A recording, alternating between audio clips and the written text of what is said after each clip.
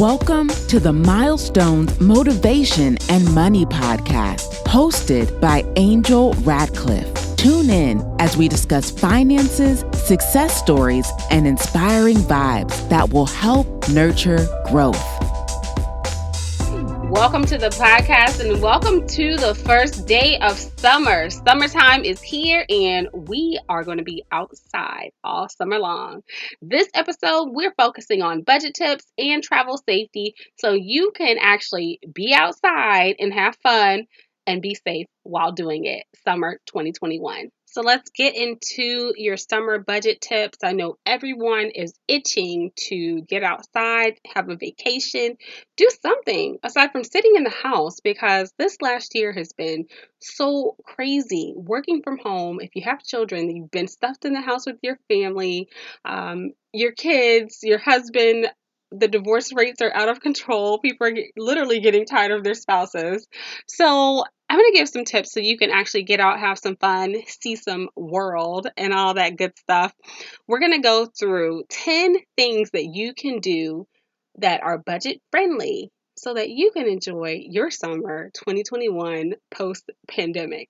Wait, are we still in a pandemic though? Because we're sort of, I don't think we're free and clear of COVID. Of course, people are still coming down with COVID, even though there is a vaccine. And even though people are getting vaccinated, they're still coming down with COVID. But we're very close to a post-pandemic world. That's a whole nother episode. The inflation. Oh my gosh. All right. So let's get into it. So, of course, before you're getting into your summer, or even, we're already here. It's the first day of summer. And 6 months into 2021, who would have thought this time would have flown by so fast? I definitely did not. I'm like, what in the world? This year's going by so fast.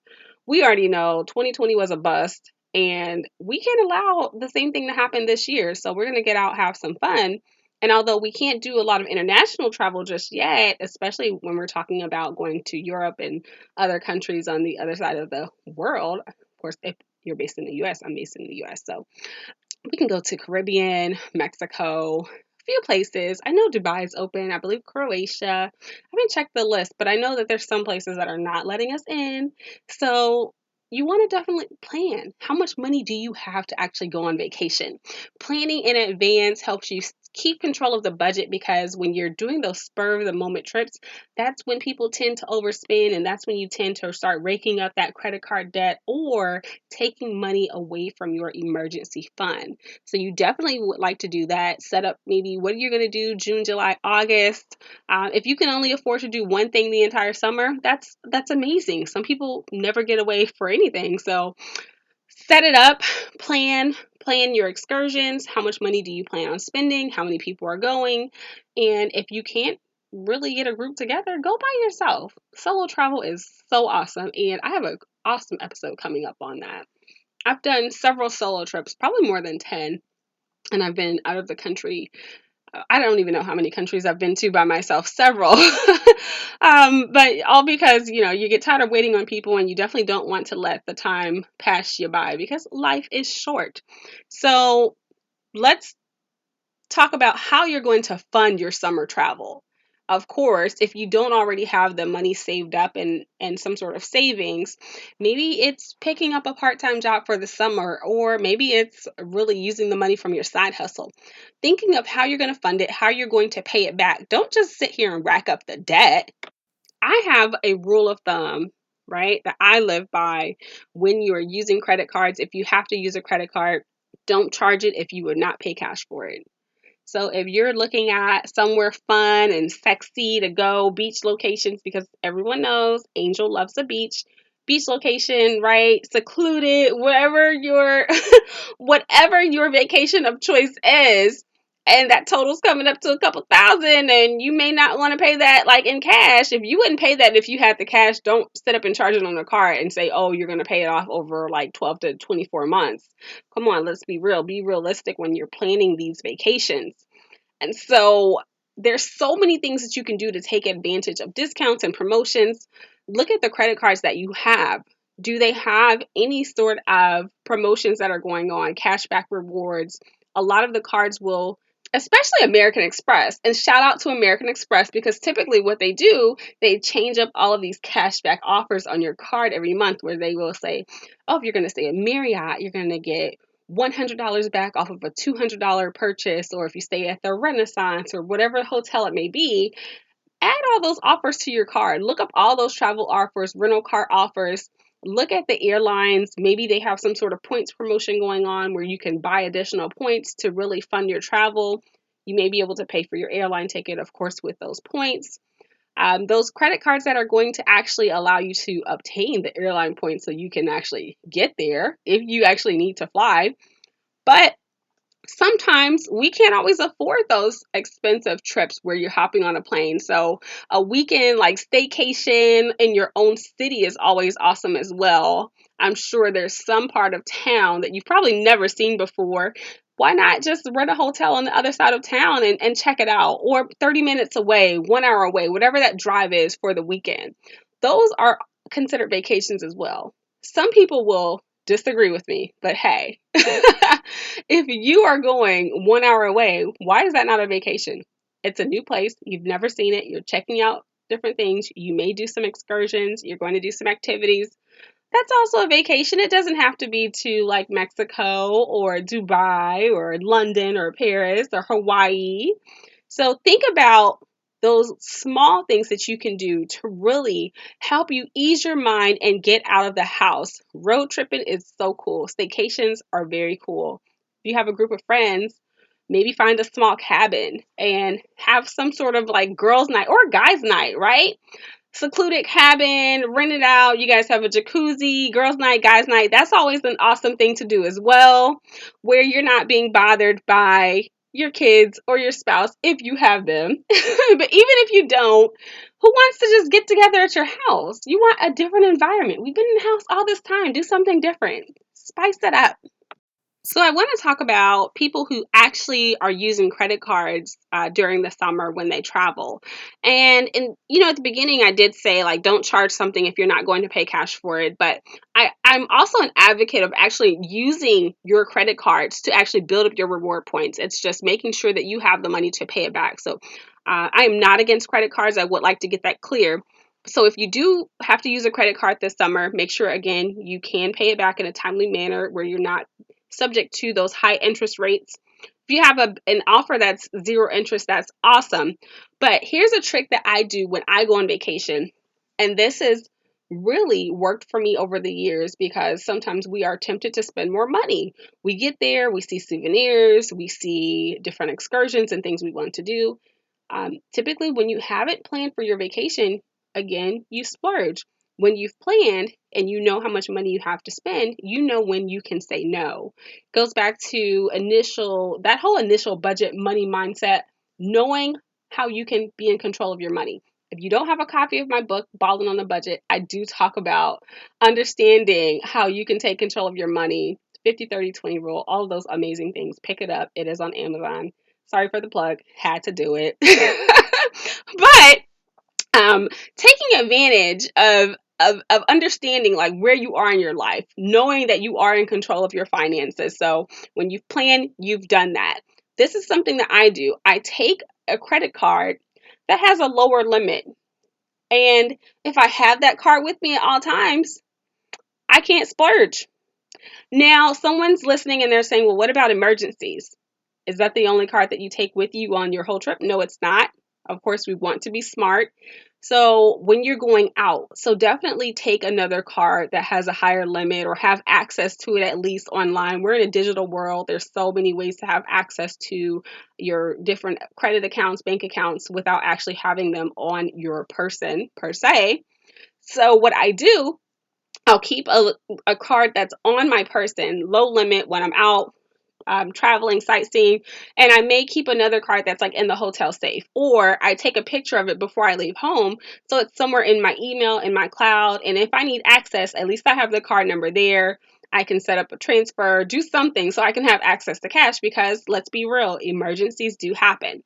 So really planning in that case to where you're not going to fail in your finances. Think about it that way. You're also planning your summer travel, but you're also planning so you don't fail, right? So many other things, experiences, right? I always say life is about experiences over things. So if you're one of those people who collect souvenirs and they start to add up, you're collecting those shot glasses, whatever it is. Everyone has a souvenir of choice that they collect, and then they end up somewhere in a box in your closet. Think about what you're doing, what you're spending your money on. Reevaluate what you're buying.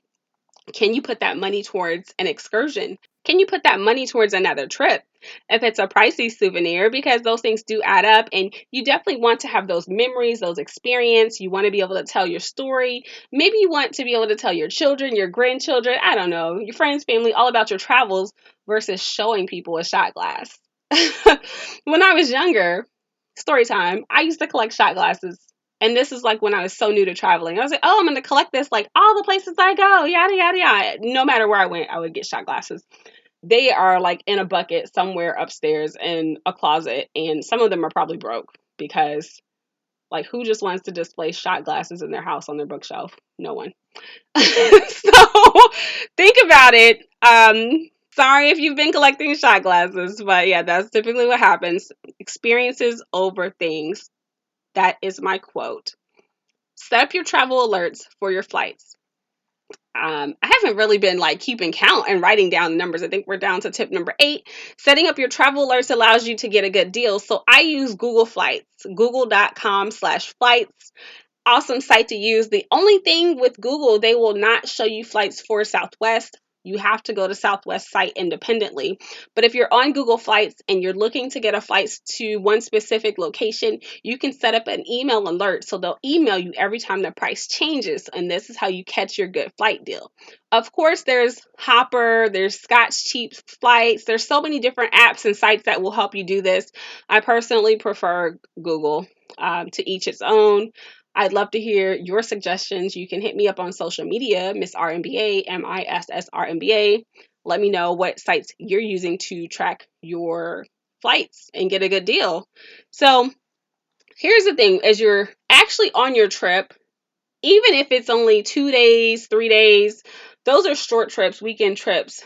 Sort of after that first day, this is something that helps me stay on budget and stay on track with my finances when I'm traveling. I review my expenses at the end of each night. What did I spend money on? If I carry cash, how much cash do I have left? Typically, in a normal day, I don't carry cash. But if I'm traveling, I try to keep maybe like 200-300 bucks. And sometimes you stop at these little shops, you buy things. I don't know, you might buy food. I have to keep track in the notes on my phone. What did I spend money on? Because if you get to the end of your trip and you try to do that, you're like, oh my gosh, I have no idea what I spent the money on, blah, blah, blah, blah, blah. Cash goes so fast. You have to keep track of it. Again, even with your credit card, check your charges. Make sure that someone didn't charge you twice. If you're traveling to another country, this is like so important to do. Although several credit card companies do offer protection in case you are charged the wrong amount or someone takes your card number. But do some due diligence on your own. Go over your expenses, have a review, and make sure things are making sense financially. So, those are all of my budget tips and financial tips for traveling this summer. We'll do a quick review at the end. I do want to get more into safety because, of course, we still are living in this quote unquote post COVID time / almost still Corona times. So wear your mask, even if you have the vaccine. I've still been wearing my mask. I live in Texas. Texas is crazy. They've told people you don't have to wear a mask anymore. I went in the mall today and I think I was probably like one of 3 people in the entire mall that had a mask on. I didn't care. I don't want COVID. Um, and of course, it's been proven, even if you have the vaccine, people have still been getting infected with COVID. So wear your mask. I follow CDC guidelines. I don't care if the CDC comes out and says, hey, don't wear your mask. Still wear your mask. This is the advice from Angel. You can tell them you heard it from me. Take your sanitizer and your Clorox wipes. I am a huge germaphobe, so hence why I'm still wearing my mask. And Sanitize everything. If you're getting on the plane, even though they're telling you that they're sanitizing, you might see it. I keep a baggie of Clorox wipes with me when I get on planes. I wipe everything down, the seat, the little tray, all that stuff. Try not to touch anything when you're going in your hotel. Wipe everything down. This is something I started doing too. I've only stayed in a hotel one time this entire time with COVID. So I took a trip Memorial weekend. And I was really scared. I was like, oh my gosh, did they clean the room right? Did they do this? Did they do that? Man, I did not use that pillow in the hotel at all. I took my little pillow from the plane. So I have a little pillow, it has a blanket inside. I didn't use their sheet. I didn't use their blanket. Call me paranoid. Like, at least you're calling. So this is what I thought about after the trip. I said, I'm going to start buying those plastic pillow covers. And as soon as I got home, I ordered them on Amazon, and I will be taking those as my travel pillowcases from now on. You have to play it safe in these COVID times. So wear your mask, follow CDC guidelines, sanitize everything, and this is the bonus, buy you a plastic pillowcase for your travel.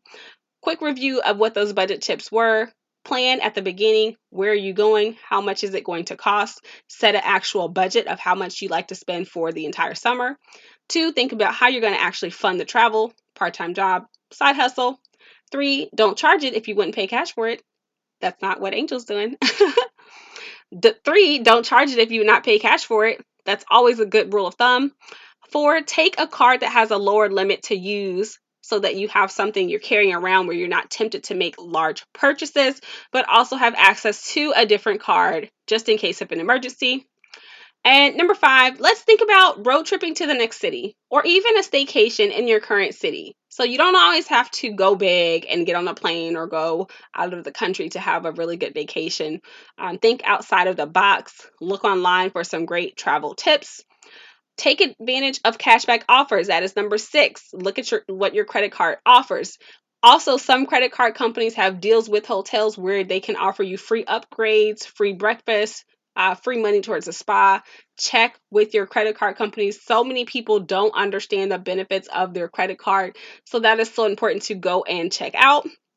Number 7, experiences over things. Experiences over things. Live to experience life in these other countries, in these different places. Stop buying the shot glasses, the frogs, the fans. I don't know, whatever it is you're buying. Number 8, make sure you set up travel alerts. I recommend Google Flights. Again, so many other recommendations. And number 9, review your charges throughout the trip, even at the end of the trip. And does it make financial sense? That's the question that I'm asking you. This is the first day of summer. The things that you have planned out, do they make financial sense? Will you be in debt at the end of the summer? Are you digging yourself a hole? I know it's been a while since we've had time to frolic. We haven't had time to go to the brunches, the day parties, all the amazing things that happen during the summer, but the things that you have planned, does it make financial sense? So that's all for this episode. I hope these tips were helpful. And I hope you all take advantage. Leave me some comments on Facebook, Instagram, Miss RMBA, and tune in to the next episode where we'll talk about solo travel. So happy traveling because Thanks for we're listening. outside. Stay Okay? connected with Angel online on Instagram, Twitter, and Facebook at Miss RMBA. That's MISSRMBA. Be sure to subscribe and review. Join us next time as we continue to empower you through milestones, motivation, and money.